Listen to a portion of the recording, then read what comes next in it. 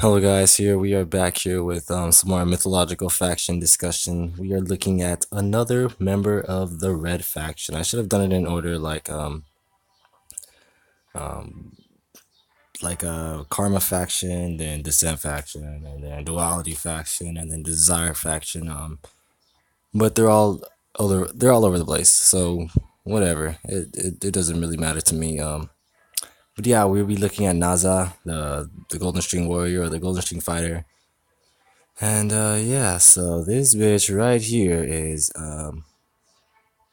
supposedly was supposed to be a guy, bisexually. It wasn't by choice. Like she's not a girl and she has a dick. But bisexually means, well, in this case means that she was portrayed as a guy because that's what she dressed up as. Has anybody ever played that game? Eternal Felina for the SNES. How that girl has to dress up as a guy warrior in order to be in like the Coliseum and shit. Like it's basically like this. I'll just tell you the story so you guys get a better understanding. So this is Naza. She was a little girl born into a warrior family, so it kind of sucks for her because basically all her she had brothers and stuff like that, and all her brothers and stuff like that they were all guys. She was the only girl in her whole entire family, and she was kind of disgraced among her brothers and her own father. Her mother felt bad for her. And so she gave her rope, her little rope around her. That's her mother's. She was known as the Red Lotus. The Red Lotus, I think it was like, fuck, what was it? The Red Lotus something. But yeah, she was known as the Red Lotus. We'll just call her that. So she gave her this like string rope around her, and she kind of held on to it. Eventually, this Coliseum thingy happened, and all of her brothers were supposed to be attending there, her father as well. And so she wanted to prove to her father, all she ever wanted to do was prove to her father that she's as good as her brothers were, because her father looked at her like she was no good, like she was a disgrace and stuff like that. So she wanted to prove to her father that she was good. So this is actually going to be kind of a short mythical faction discussion. When I mean faction discussion, I don't mean like characters related to the faction. I mean like characters within the faction. So let's get that out the way. Like, heroes within the faction. Like we're looking at the red faction, so we're looking at heroes within the red faction, not the actual red faction and how they became part of that and stuff like that. Even though some episodes, I mean some videos will be on how they became part of the red faction. But yeah, so this bitch right here entered the Coliseum. She dressed up as a boy and entered the Coliseum. She took her father's golden bracelets that he was given to the day he became the king, basically. Not king, but the day he became basically king of the city of Velia. I don't know if I'm saying that. Velia, whatever. So her father's the king of Velia, and she wants to prove to him that she's basically, those rings are given to anybody who becomes the king, who is wearing this. They're basically like stripes reward, saying that okay, you've earned your stripes, you earned your rings, so you're the king and stuff like that. So she basically took her father's rings along with her to the battle, and she basically fought her hardest with the weapons that they gave her, but it was no good. Basically, it was no good at all, and so she was basically beaten. And when she was beaten, she was basically like, the guy that beat her basically ripped off her clothes. Well, didn't rip them off in the fight. Her clothes got kind of ripped off, and he took his hand on her chest and he kind of like pulled it, and he realized that he was a girl, and his father realized that that was his daughter, and he got really fucking pissed. He kind of like, in front of everybody, just kind of like cussed her ass out, like kind of just like abolished her, like, how dare you sin your own father and stuff like that. And so she was abolished. Usually these stories about being abolished and stuff like that. So she was kicked out of her kingdom. She left.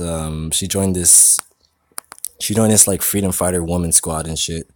And together they actually like did good. Would always like, kind of like a feminist kind of thing. They'd always fight. They'd fight other men and stuff like that, and take down thieves and do all this good shit. And yeah, so she took her wings with her. Her father had some type of, I guess, love for her, I guess. So he let her keep the rings. But during her treacherous events, during her treacherous events, eventually she came upon this really, really like desolate place.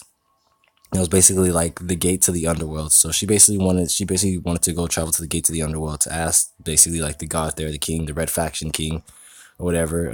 No, no, not the Red Faction King, the underworlds where Yamashi lives.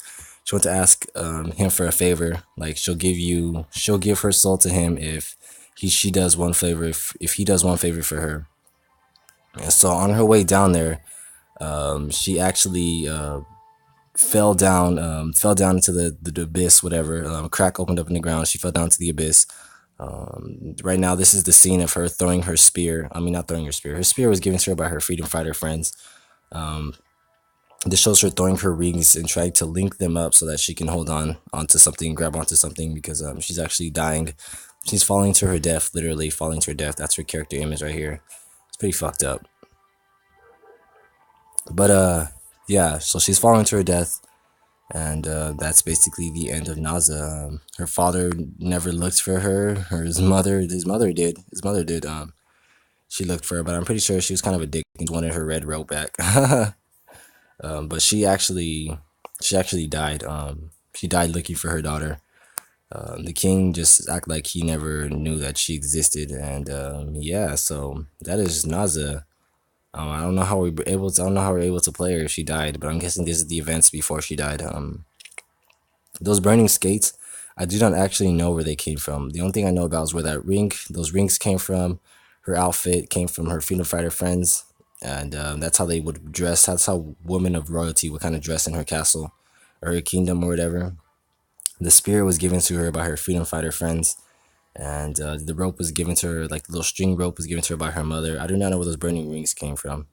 That is probably a different story that I'm probably missing out on. That's probably why the story is so short. I'm missing probably a segment or so. But yeah, guys, that is Naza. Yeah, so I hope you guys enjoyed this mythological faction on her and her another part of the red faction. Yeah, so she's a red faction person who actually went to the faction of dissent. So she's pretty.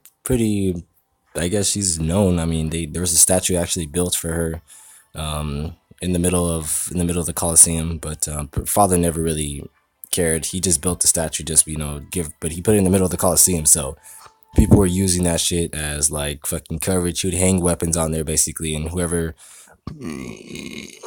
excuse me for that, she would hang weapons on there. Well, he would hang weapons on there, and basically make people run to the weapons, kind of like Hunger Games. You got to kind of run to the weapons, grab them, and then start fighting and stuff. So he had no respect for her at all. But all she ever wanted to do is be respected by her father, and she died trying to, you know, get respect from her father. But yeah, guys, that's Naza. I hope you guys enjoyed this mythological faction discussion, and yeah. Until next time, fans. Warriors of Lore. Bye bye.